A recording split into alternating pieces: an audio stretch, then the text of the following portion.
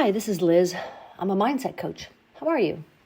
This is chapter 7 of Joseph Murphy's Power of Your Subconscious Mind. This is chapter 7. The tendency of the subconscious is lifeward. Over 90% of your mental life is subconscious. If you fail to make use of this marvelous power, you condemn yourself to live within very narrow limits. Your subconscious processes are always lifeward and constructive. Your subconscious is the builder of your body, and it maintains all its vital functions. It is on the job 24 hours a day and never sleeps. It is always trying to help and preserve you from harm. Your subconscious mind is in touch with infinite life and boundless wisdom, and its impulses and ideas are always lifeward. The great aspirations, inspirations, and visions for a grander and nobler life spring from the subconscious. Your profoundest convictions are those you cannot argue about rationally because they do not come from your conscious mind. They come from your subconscious mind. Your subconscious speaks to you in intuitions, impulses, hunches, intimations, urges, and ideas. It is always telling you to rise, transcend, grow, advance, adventure, and move forward to greater heights. The urge to love, to save the lives of others, comes from the depths of your subconscious. For example, during the great San Francisco earthquake and fire of April 18, 1906, invalids and handicapped people who had been confined to bed for long periods of time rose up and performed amazing feats of bravery and endurance. Their intense desire welled up within them to save others at all costs, and their subconscious responded accordingly. Great artists, musicians, poets, speakers, and writers tune in with their subconscious powers and become animated and inspired. For example, Robert Louis Stevenson, before he went to sleep, used to charge his subconscious with the task of evolving stories for him while he slept. He was accustomed to ask his subconscious to give him a good, marketable thriller whenever his bank account was low. Stevenson said that the intelligence of his deeper mind gave him the story, piece by piece, like a serial. This shows how your subconscious will speak lofty and wise sayings through you, which your conscious mind knows nothing about. Mark Twain confided to the world on many occasions that he never worked in his life. All his humor and his great writings were the result of his ability to tap the inexhaustible reservoir of his subconscious mind. How the body portrays the workings of the mind. The interaction of your conscious and subconscious mind requires a similar interaction between the corresponding systems of nerves. The cerebrospinal or voluntary system is the organ of the conscious mind. The autonomous system is the organ of the subconscious mind. The voluntary nervous system is the channel through which you receive conscious perception by means of your 5 physical senses and exercise voluntary control over the movement of your body. This system has its control center in the cerebral cortex of the brain. The autonomic nervous system, sometimes referred to as the involuntary nervous system, has its centers of activity in other parts of the brain, including the cerebellum, the brainstem, and the amygdala. These organs have their own connections to the major systems of the body and support their vital functions even when conscious awareness is absent. The two systems may work separately or synchronously. For example, when a perception of danger arrives at the switching center in the cerebellum, messages are sent both to the conscious cortex and to the subconscious amygdala. The person's defensive abilities may start to respond to the danger even before the danger is consciously noted and evaluated. A simple way of looking at the mental and physical interaction is to realize that your conscious mind grasps an idea that is parallel to a corresponding series of electrical impulses in your voluntary system of nerves.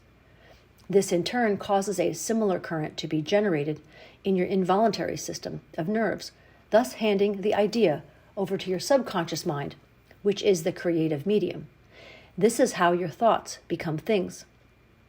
Every thought entertained by your conscious mind and accepted as true is sent by your cortex to the other organs of the brain that support your subconscious mind to be made into your flesh and to be brought forth into your world as a reality. There is an intelligence that takes care of the body. When you study the cellular system and the structure of the organs, such as eyes, ears, heart, liver, bladder, and so on, you discover that they consist of groups of cells, which form a group intelligence that allows them to function together. They are able to take orders and carry them out in deductive function at the suggestion of the master mind, conscious mind. A careful study of the single-celled organism shows you what goes on in your complex body. Though the monocellular organism has no organs, it still gives evidence of mind action and reaction, performing the basic functions of movement, alimentation, assimilation, and elimination. Many say there is an intelligence which will take care of your body if you let it alone. That is true in a sense. The difficulty is that the conscious mind always interferes with its sense evidence based on outer appearances. These lead to the sway of false beliefs, fears, and mere opinion.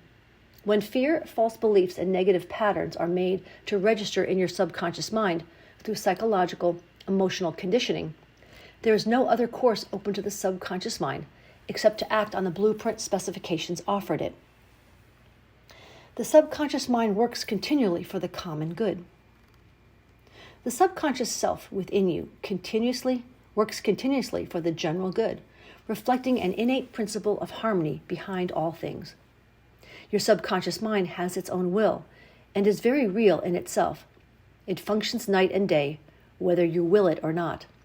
It is the builder of your body, but you cannot see, hear, or feel it building. All this is a silent process.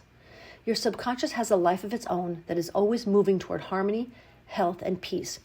This is the divine norm within it, seeking expression through you at all times. How humans interfere with the innate principle of harmony. To think correctly, scientifically, we must know the truth. As the ancient saying puts it, you shall know the truth, and the truth shall set you free.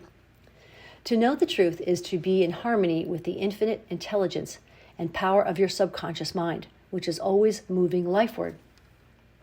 Every thought or action that is not harmonious, whether through ignorance or design, will result in discord and limitation of all kinds. Scientists inform us that you build a new body every 11 months. So, from a physical standpoint, you are really only 11 months old. If you build defects back into your body by thoughts of fear, anger, jealousy, and ill will, you have no one to blame but yourself. You are the sum total of your own thoughts. You can keep from entertaining negative thought and imagery. The way to get rid of darkness is with light. The way to overcome cold is with heat. The way to overcome the negative thought is to substitute the good thought. Affirm the good, and the bad will vanish. Why it's normal to be healthy, vital, strong, and abnormal to be sick. The average child born into the world is perfectly healthy with all its organs functioning perfectly. This is the normal state, and we should remain healthy, vital, and strong. The instinct of self-preservation is the strongest instinct of your nature, and it constitutes a most potent, ever-present, and constantly operative truth inherent in your nature. All your thoughts, ideas, and beliefs must operate with greater potentiality when they are in harmony with the innate life principle in you, which is forever seeking to preserve and protect you along all lines. It follows from this that normal conditions can be restored with greater ease and certainty than abnormal conditions can be induced. It is abnormal to be sick. The condition of sickness simply means you are going against the stream of life and thinking negatively. The law of life is the law of growth. All nature testifies to the operation of this law by silently, constantly expressing itself in growth. Where there is growth and expression, there must be life. Where there is life, there must be harmony. And where there is harmony, there is perfect health. If your thought is in harmony with the creative principle of your subconscious mind, you are in tune with the innate principle of harmony. If you entertain thoughts that are not in accordance with the principle of harmony, these thoughts cling to you, harass you, worry you, and finally bring about disease, and if persisted in, possibly death. In the healing of disease, you must increase the inflow and distribution of the vital forces of your subconscious mind throughout your system. This can be done by eliminating thoughts of fear, worry, anxiety, jealousy, hatred, and every other destructive thought. These tend to tear down and destroy your nerves and glands, body tissue which controls the elimination of all waste material and keeps the organism in a state of purity. Pott's disease cured. Pott's disease, or tuberculosis of the spine, used to be a terrible scourge of children. One child who contracted it was named Frederick Elias Andrews of Indianapolis, Indiana.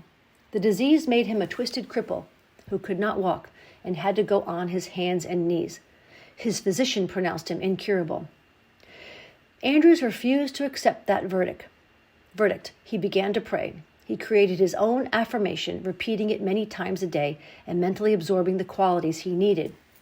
I am whole, perfect, strong, powerful, loving, harmonious, and happy. I just want to read that again. I am whole, perfect, strong, powerful, loving, harmonious, and happy. He made this prayer the last utterance on his lips at night and the first in the morning. He prayed for others as well, sending out thoughts of love and health. This attitude of mind and way of prayer returned to him multiplied many times. His faith and perseverance paid off with big dividends. When thoughts of fear, anger, jealousy, or envy drew his attention, he would immediately start his counteracting force of affirmation going in his mind. His subconscious mind responded according to the nature of his habitual thinking. He became a strong, well-formed man. This is the meaning of the statement in the Bible. Go thy way, thy faith hath made thee whole. Mark 10:52. How faith in your subconscious powers makes you whole. A young man who came to my lectures on the healing power of the subconscious mind had severe eye trouble. His ophthalmologist told him he would have to have a delicate, risky operation. After learning about the scientific basis of prayer, the young man said to himself, my subconscious made my eyes and it can heal me. Each night as he went to sleep, he entered into a drowsy, meditative state, the condition akin to sleep. His attention was mobilized and focused on the eye doctor. He imagined the doctor was in front of him, and he plainly heard, or imagined he heard, the doctor saying to him, a miracle has happened. He heard this over and over again, every night for 5 minutes or so before going to sleep. 3 weeks later, he had another appointment with the ophthalmologist who had examined his eyes. The physician examined him again and then exclaimed, this is a miracle. What had happened? This man impressed his subconscious mind, using the eye doctor as an instrument or means of convincing it and conveying the idea. Through repetition, faith, and expectancy, he impregnated his subconscious mind. His subconscious mind had made his eye. It held within it the perfect pattern or blueprint of the eye's normal, healthy structure. Once impregnated with the idea of restoring the eye to its healthy state, it immediately proceeded to heal the eye. This is another example of how faith in the healing power of your subconscious can make you whole. Pointers to review. Your subconscious is the builder of your body and is on the job 24 hours a day. You interfere with its life-giving pattern by negative thoughts. Charge your subconscious with the task of evolving an answer to any problem prior to sleep, and it will answer you. Watch your thoughts. Every thought accepted as true is sent by your conscious cortex to your subconscious brain structures and is brought into your world as a reality. Know that you can remake yourself by giving a new blueprint to your subconscious mind. The tendency of your subconscious is always lifeward. Your job is with your conscious mind. Feed your subconscious mind with premises which are true. Your subconscious is always reproducing according to your habitual mental patterns. You build a new body every 11 months. Change your body by changing your thoughts and keeping them changed. It is normal to be healthy. It is abnormal to be ill. There is within the innate principle of harmony. Thoughts of jealousy, fear, worry, and anxiety tear down and destroy your nerves and glands, bringing about mental and physical diseases of all kinds. What you affirm consciously and feel is true will be made manifest in your mind, body, and affairs. Affirm the good and enter into the joy of living.